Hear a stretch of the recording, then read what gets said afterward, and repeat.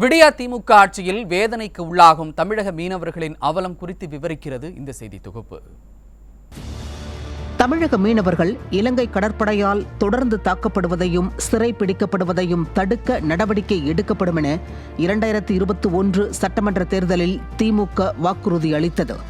ஆட்சியில் அமர்ந்து 3 ஆண்டுகளை நெருங்கும் நிலையில் தமிழக மீனவர்கள் பிரச்சினைகளுக்காக எத்தனை முறை மத்திய அரசிடம் இந்த விடிய அரசு கோரிக்கைகளை கொடுத்தது என்ற கேள்விக்கு 0 தான் பதிலாக வருகிறது. தமிழக மீனவர்கள் எல்லை தாண்டி மீன் பிடித்ததாக இலங்கை கடற்படையால் அத்துமீறி கைது செய்யப்படுவதும், படகுகள், மீன்கள், மீன்பிடி சாதனங்கள் பறிமுதல் செய்யப்படுவதும் தொடர்கதையாகிக் கொண்டே இருக்கிறது. சமீப நாட்களாக இலங்கை கடற்படையால் கைது செய்யப்படும் தமிழக மீனவர்கள் நீதிமன்றத்தில் ஆஜர்படுத்தப்பட்டு இலங்கை சிறையில் அடைக்கப்படுவது அதிர்ச்சியையும் அச்சத்தையும் ஏற்படுத்தியிருக்கிறது. அண்மையில் ராமேஸ்வரத்தை சேர்ந்த மீனவர்கள் 4 பேர் இலங்கை சிறையில் அடைக்கப்பட்டிருப்பது தமிழக மீனவர்களை மீளா துயரில் ஆழ்த்தியுள்ளது. கைது செய்யப்பட்டவர்களை விடுதலை செய்ய கோரி தொடர்ச்சியாக ராமேஸ்வரம் மீனவர்கள் வேலை நிறுத்த போராட்டத்தில் ஈடுபட்ட போதும் விடிய அரசு அந்த விவகாரத்தில் எதனையும் செய்யவில்லை என மீனவர்கள் குமுறலுடன் தெரிவிக்கின்றனர்.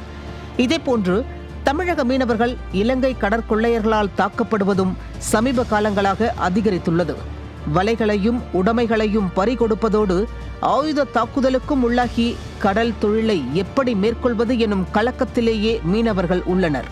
விடிய ஆட்சியில் ஒருபுறம் கடற்படையால் கைது செய்யப்பட்டு இலங்கை சிறையில் அடைக்கப்படுவதும், கடற்கொள்ளையர்களால் தாக்கப்படுவதும் மீனவர்களின் வாழ்க்கையையே கேள்விக்குறியாக்கியுள்ளது. 2 நாட்டு கடற்கரை பகுதிகளிலும் சிக்கல் தீர்க்கும் மையங்களை அமைப்பதாக வெற்று வாக்குறுதி அளித்த விடிய அரசு மீனவர்கள் கைதாகி சிறையில் அடைக்கப்பட்ட நிலையிலும் வாய்மூடி மௌனம் காப்பது மீனவ மக்களிடையே கடும் கொந்தளிப்பை ஏற்படுத்தியிருக்கிறது. கண்ணீர் கடலில் தவிக்கும் மீனவர்களே, இதோ நாடாளுமன்ற தேர்தல் நெருங்கிவிட்டது. உங்கள் வாழ்க்கையை கண்டு கொள்ளாத விடிய ஆட்சியாளர்களுக்கு பாடம் புகட்ட உங்களுக்கு கிடைத்திருக்கிறது ஒரு வாய்ப்பு. தவற விட்டு விடாதீர்கள். நியூஸ் ஜே செய்திகளுக்காக செசா.